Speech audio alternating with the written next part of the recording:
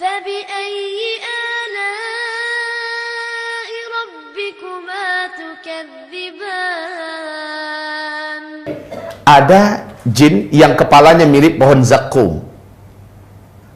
Innaha syajaratun takhruju fi aslil jahim tal'uha ka'annahu ru'usus syayatin. Quran surat Saffat surat 37 ayat 64-65. Ya, kepalanya mirip pohon zakum. Sesungguhnya dia, yaitu pohon zakum, adalah sebatang pohon yang keluar dari dasar neraka yang menyala. Mayangnya seperti kepala setan-setan. Quran surat Saffat. Ya. Kemudian memiliki tanduk. Tanduk ini keluar di dua waktu. Tanduk ini keluar di dua waktu. Setan ini ketika keluar tanduk, tahu nggak ibu, bapak? Saatnya kekuatan mereka, energi mereka itu sedang tinggi-tingginya. Dan di waktu tanduk setan sedang keluar, jangan coba-coba kita keluar. Maghrib, menjelang maghrib,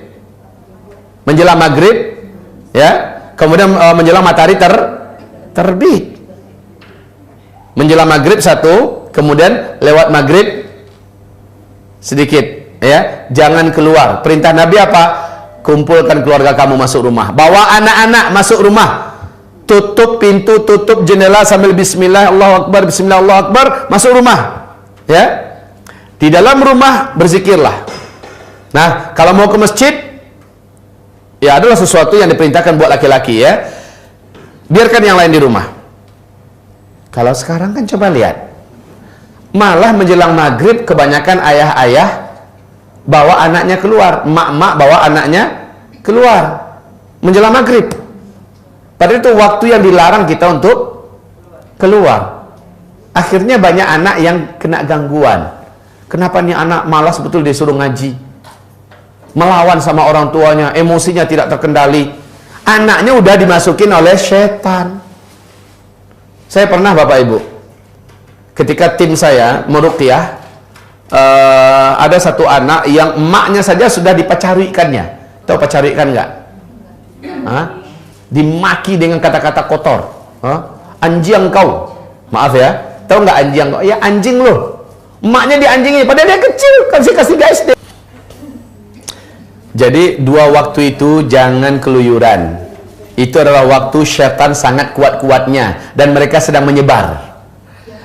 Nyari mangsa. Ada anak, orang tuanya nelfon saya, Pak Ustadz, anak saya asal malam dia nangis terus, asal malam dia nangis terus, rewel.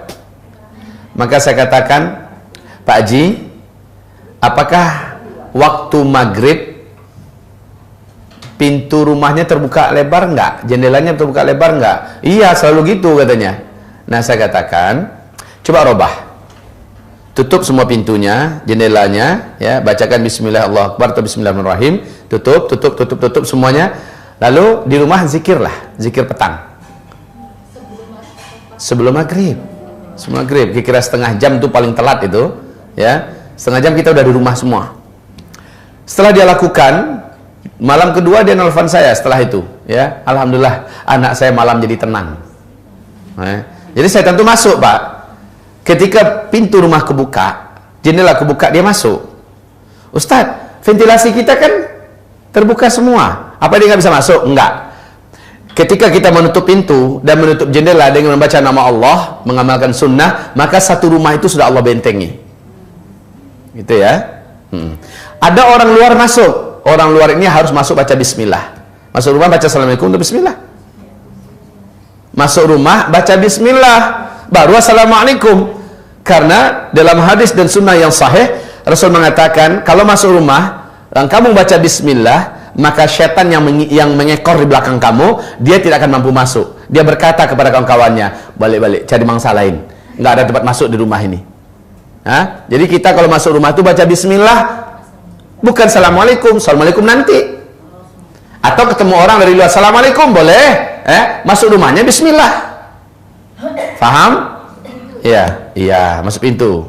Nggak mungkin masuk jendela kan?